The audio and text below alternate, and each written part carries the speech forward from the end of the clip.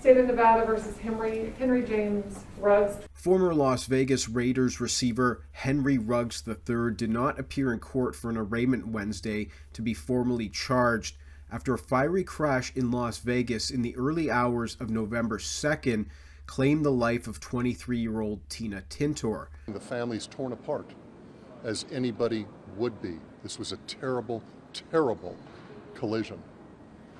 So they're mourning their loss, they're grieving, they're mad. They have all of the emotions you would think a family would have. His blood alcohol level came back at 0.16. That's twice the legal limit. I've never seen a case in my 41 years here in Las Vegas of a person who's charged with a crime driving in excess of 150 miles an hour. Prosecutors say Ruggs was speeding at 156 miles per hour in the early hours of November 2nd when his Corvette slammed into the back end of a Toyota Rav4 driven by Tintor. The Rav4 burst into flames and Tintor and her dog were trapped inside. Ruggs and his girlfriend Rudy Washington, who have a 1-year-old daughter together, were both injured in the crash as well. You know, life is about choices. Mr. Ruggs made a choice. And the difficulty I have is there's so many alternatives.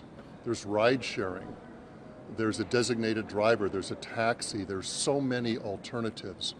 But Mr. Ruggs made a choice. The 22-year-old Ruggs faces 2 felony counts of DUI causing death or substantial bodily harm, 2 felony counts of reckless driving causing death or substantial bodily harm, and a misdemeanor for possession of a gun while under the influence of drugs or alcohol. The evidence supports a second felony DUI charge.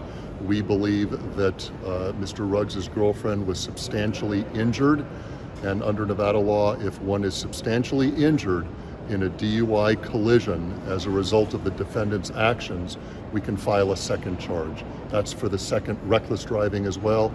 And then the misdemeanor prohibited person in possession of a firearm.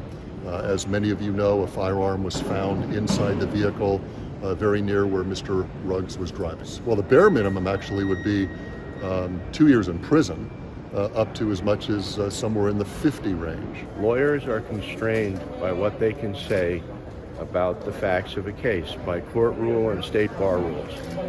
The police aren't. The police, an arm of the district attorney, has released what they say are facts. I have been doing this for 40 years, and I can tell each and every one of you that I have had multiple experiences where the facts that were presented at the outset of the case turned out not to be the facts. So that's why I keep saying, please don't prejudge. Let us do our work in the courtroom. The state, the prosecutor will do theirs, and that's when the facts will be determined. We love Henry Ruggs. I want him to know that. His terrible lapse in judgment of the most horrific kind. It's something that he'll have to live with the rest of his life. The gravity of the situation is not lost on anyone here, and we understand and respect the loss of life.